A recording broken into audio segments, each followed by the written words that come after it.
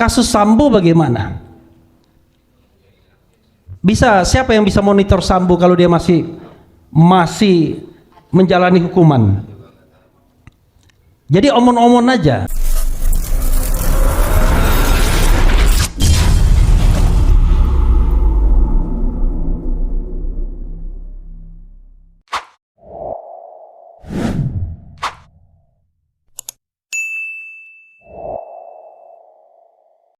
Sekarang yang terakhir Bung Refli Harun. Keren dan cadas. Keren cadas. Udah diluin. Assalamualaikum warahmatullahi wabarakatuh. Kawan-kawan semua, ibu-ibu dan bapak sekalian, saya tidak ingin berteori karena panjang sekali nanti. Saya ingin menyampaikan 4 hal saja, dan itu bisa dilakukan oleh pemerintahan Presiden Prabowo mulai besok pagi. Dan dampaknya pasti luar biasa, yaitu bidang penegakan hukum, law enforcement. 1, kalau kita lihat Zarok Rikar, ya kan disingkat, ya kan? Kan Zarok Rikar. Apa?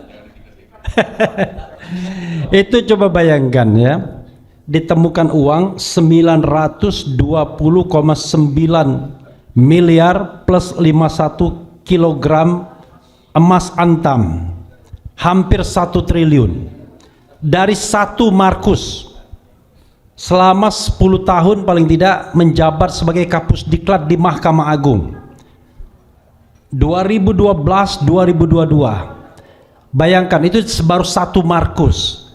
Kalau dia 1 triliun dan 1 triliun itu adalah uang yang ditemukan Kejaksaan Agung, maka kita bayangkan pasti lebih besar dari itu uangnya kan? Pasti lebih besar dari itu. Jangan-jangan sudah ada yang di luar negeri, sudah ada dalam bentuk yang lainnya. Bayangkan, dari 1 Markus ini berapa perputaran suap di Mahkamah Agung, bayangkan. Hanya dari 1 Markus. Kita tahu bahwa 5 miliar akan diberikan pada hakim yang mau menyelesaikan soal Tanur ini, dan dia dapat fee 1 miliar. Artinya kalau 5 kali lipat dari 1 Markus ini saja, perputaran uang minimal 6 triliun. Bayangkan, 1 triliun dia, 5 triliun di hakim-hakim agung. Berapa jalan, berapa pintu Markus di Republik ini, mulai dari pengadilan tingkat pertama sampai Mahkamah Agung. Maka rekomendasi saya out of the box, mudah-mudahan ini menggelinding. Apa? Keluarkan Perpu shutdown Mahkamah Agung. Ya. Jadi seleksi ulang, jadi semua hakim agung dibekukan. Lalu kemudian diseleksi ulang hakim agung mana yang masih agung. Kalau tidak ada, berhentikan semua. Kalau kita mau memberantas korupsi, enggak omon-omon. Kalau omon-omon, udah nanti si Rikar itu kita hukum seberat-beratnya. Omon-omon. Begitu di pengadilan tipikor dihukum bebas, dihukum kuat, nanti di Mahkamah Agung temannya sendiri kan, mana bisa jeruk makan jeruk. Maka rekomendasi saya ya, yaitu shutdown Mahkamah Agung. Semua hakim untuk sementara dibekukan dulu, diseleksi ulang hakim agungnya. Dan saya berharap ini menjadi rekomendasi Yusril, rekomendasi Otto Hasibuan, rekomendasi Natalius Pigai, rekomendasi Mugianto, rekomendasi Supratman Andi Aktas, rekomendasi wakil menteri hukum, menteri kemasyarakatan, rekomendasi Agus Andrianto juga, Silmi Karim. Mereka lah yang merupakan punggawa hukum di kabinet Prabowo. Mungkin Prabowo tidak akan berpikir soal shutdown Mahkamah Agung, tapi mereka harus memberikan penguatan. Dan kita yakin bahwa kita akan mendukung kalau seandainya shutdown Hakim Agung. Mendukung nggak? Orang akan bicara tentang the independency of judiciary, ya, bicara tentang yang namanya division of labor, bicara tentang trias politika. Bro, itu kalau negara dalam keadaan normal. Di negara dalam keadaan normal kita bicara hukum-hukum yang normal. Tapi negara yang dalam keadaan tidak normal kita bicara hukum yang tidak normal. Itu yang namanya ekstra konstitusional. Dan kalau itu memang dimaksudkan baik bagi negara ini, why not? Udahlah, nggak bisa kita memperbaiki hukum yang ada kalau modelnya cuma separuh-separuh. Udah, nanti kita hukum berat. Kasus Sambo bagaimana? Siapa yang bisa monitor Sambo kalau dia masih menjalani hukuman? Jadi omon-omon aja. Nah, ini mudah-mudahan kita desakkan. Oke, satu. Yang kedua, ingat nggak Rudy Soik? Ini orang membongkar mafia BBM. Dia yang diberhentikan oleh Polda NTT. Malah di demo, kayak Rocky Gerung di demo di Mahkamah di Kejaksaan Agung kan gitu ya. Selamanya kalau diserahkan kepada Kapolri yang begini-begini nggak akan selesai. Bagaimana mungkin jeruk makan jeruk? Maka saya desakan, sudah saya bikin di YouTube saya, bikin tim independen untuk menyelesaikan kasus Rudy Soik ini. Siapa yang nakal pecat, berhentikan. Kalau Kapolri terlibat, Kapolri yang berhentikan. Itu baru jelas dan tegas. Kalau masih omon-omon begini-begini, lalu tiba-tiba tim independen mengatakan hanya terjadi kesalahan prosedur dan lain sebagainya. Terlalu banyak omon-omon kita dalam menyelesaikan soal hukum ini. Padahal kita tahu di penegak hukum polisi bermasalah, di Kejaksaan Agung bermasalah, di Kementerian Hukum plus HAM bermasalah, di Mahkamah Agung dan Mahkamah Konstitusi bermasalah. Anda yakin nggak orang-orang dari Mahkamah Agung yang sekarang ke Mahkamah Konstitusi itu bersih?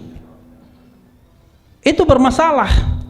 Malah ada isu yang mengatakan hakim di Mahkamah Konstitusi itu melobi hakim Mahkamah Agung untuk memutuskan sesuatu. Kan kacau negara ini. Dua hal. Nah, yang ketiga sebagai instrumen tambahannya adalah Jokowi harus menarik kembali usulan pimpinan KPK. Jokowi lagi, Prabowo, gara-gara Fufu Fava ini, ya kan?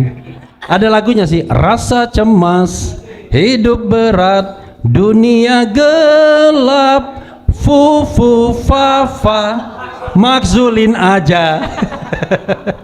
Nah, jadi Prabowo harus tarik yang namanya usulan calon pimpinan KPK yang dibuat berdasarkan Timsel atau Pansel Mulyono.